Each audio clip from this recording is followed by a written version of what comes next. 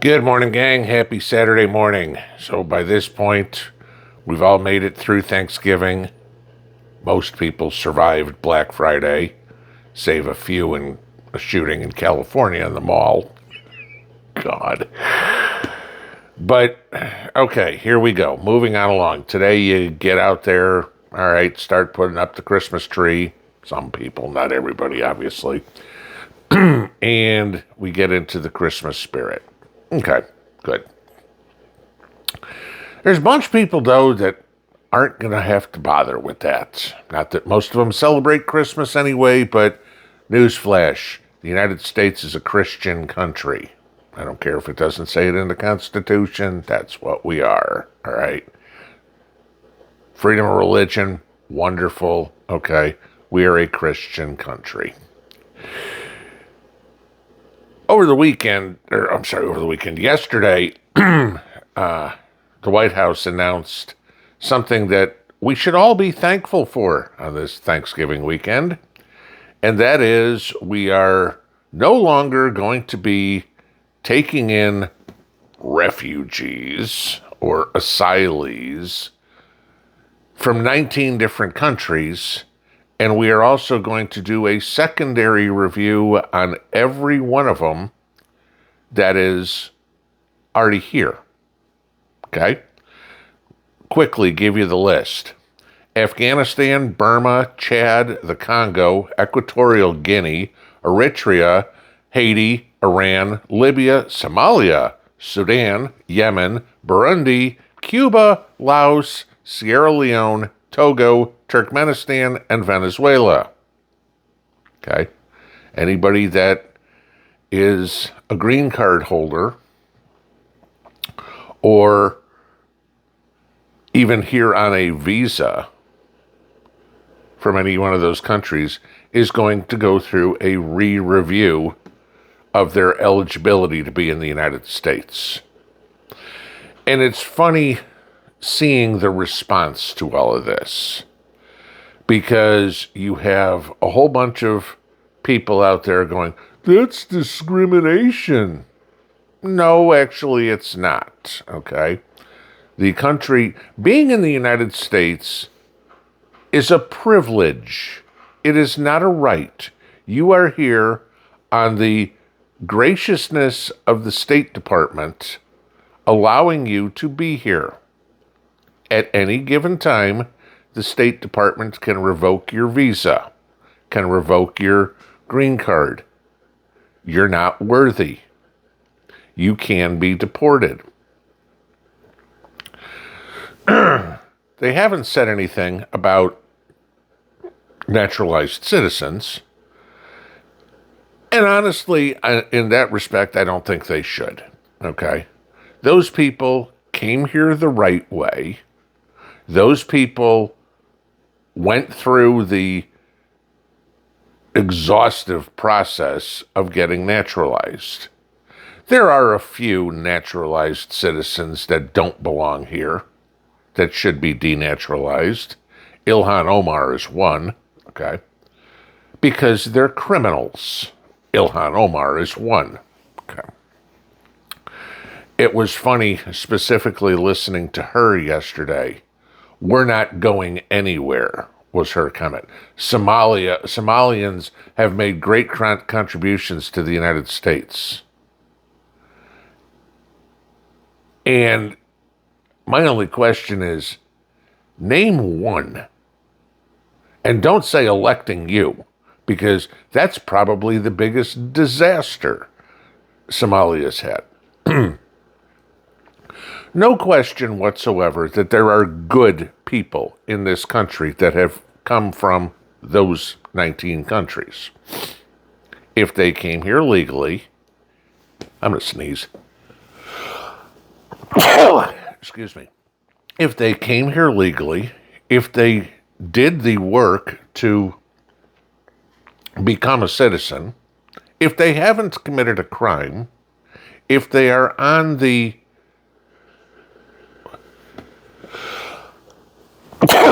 I know you guys hate it when I do this, but I'm sorry, I'm a human being. If they are gainfully employed, if they are supporting themselves, if they have assimilated into the United States, no problem. Welcome to the country. I'm all for it. Okay, 100%. If you are one who thinks, I'm going to collect welfare, I'm going to go on food stamps, I'm going to complain about everything, I'm going to fly whatever flag other than the stars and stripes, I'm going to commit crimes, I'm going to rape, pillage, and burn. No. Goodbye. The leftists are out there all screaming, oh, you'll never be able to do this. People will just hide. Okay? You can't hide forever. The first time you go to work, I'm talking about the ones that are illegal, okay?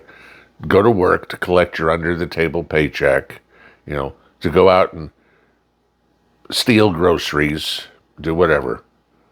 And there's somebody there waiting for you. You wonder how this gets done? Anybody get those amber alerts or silver alerts on their computer, on their phone? This kid is missing. This adult, this senior is missing. Please help us find him. What if they started putting one out? Illegal alert. Deportation alert. Anybody that sees this person, please contact whatsoever number. That would be a good start. Okay? Because, I don't know, the grocery store clerk, the bank teller, the cashier at the hardware store, the guy whose shoe store was just robbed, the drug dealer, whatever. They're all going to know them, and you can track them down. Then you get a better way of doing it, and this will never happen, but I think this is what should, is in order to take the country back, we all need to be able to help. So why not do it this way? $1,000 bounty on anybody who's on this list. Bring them in. Dead or alive. And we'll pay it. We'll give you a check. Okay? That works for me. Watch how fast, once that's announced, how many people self-deport. Because it's one thing hiding from ICE or the police or the National Guard. It's another thing hiding from every citizen in the country, not knowing who's interested in collecting a $1,000 check and who's not. Talk about walking around the world looking over your shoulder every second? That's exactly what they'd be doing. Let that happen. It'd take a month to clean the country up. Because there's plenty of people who'd be more than willing to go put cuffs on somebody. Say, you ain't going nowhere. I'll just hold you right here until the authorities show up. You want to fight? Great. There's room in my trunk. Stack them high. Yes, there's problems with it. I get it. Okay. It's a pipe dream. It's not going to happen.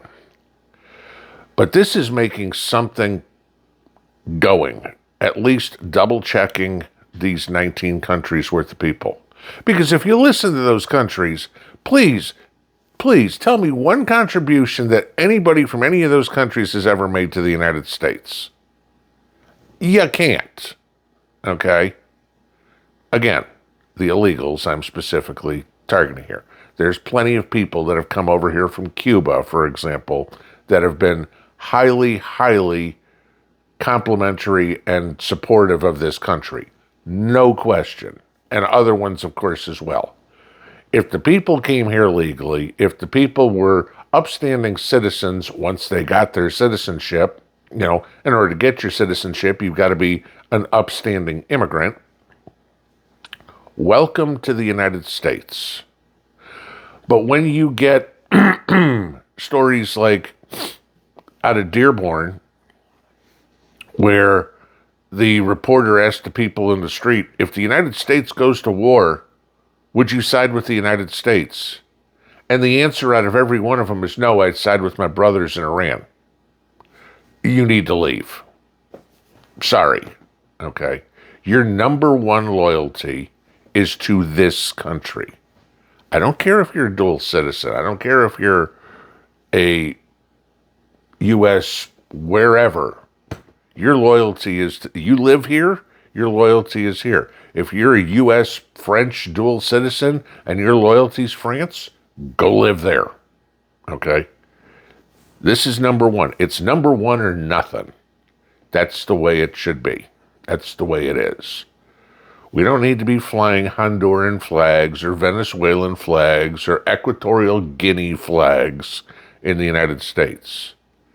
You fly the Stars and Stripes. It's written into the damn law that no flag will be flown higher than Old Glory. It's going to be a tough hill to climb for the administration to do this. They need to start enlisting the public's help. That's the whole point. We can't rely on government for everything. We've got to do something. The problem we have is the government won't let us, because there's way too many stories in the U.S. as well as around the rest of the world where somebody screams Islamophobia or, hell, I don't know, Venezuelan phobia or whatever it is. They're picking on me, and they take the immigrant side. That's activist judges. That's got to stop. We need people running this country who put this country first. No illegal. The if you could find one, the doctors and engineers that are illegals are not worth nearly as much as the homeless drug addict U.S. citizen sitting on the streets of New York. I'm sorry, if there's a hierarchy, that's it. Americans first. And I've said, you guys know my stance on this. Once every kid in this country goes to bed with a full belly, once every citizen in this country has a roof over their head, then we can think about giving the first penny to somebody from another country. No foreign aid, no food stamps, no welfare, no nothing. You want to come here? You come here with your money, your effort, and you make or break it. That's it. Just like I had to sign a paperwork for Mrs. P for 10 years, which ironically just finished. I was responsible for her for the first 10 years. Period. If I divorced her, whatever it was, she didn't collect welfare. The only thing she was going to get was coming from me. Why is it that when somebody comes over here legally, they have to be responsible for themselves? But when somebody comes over here illegally, the government's like, here, let's roll out the red carpet for you. That's got to stop. Pinball out.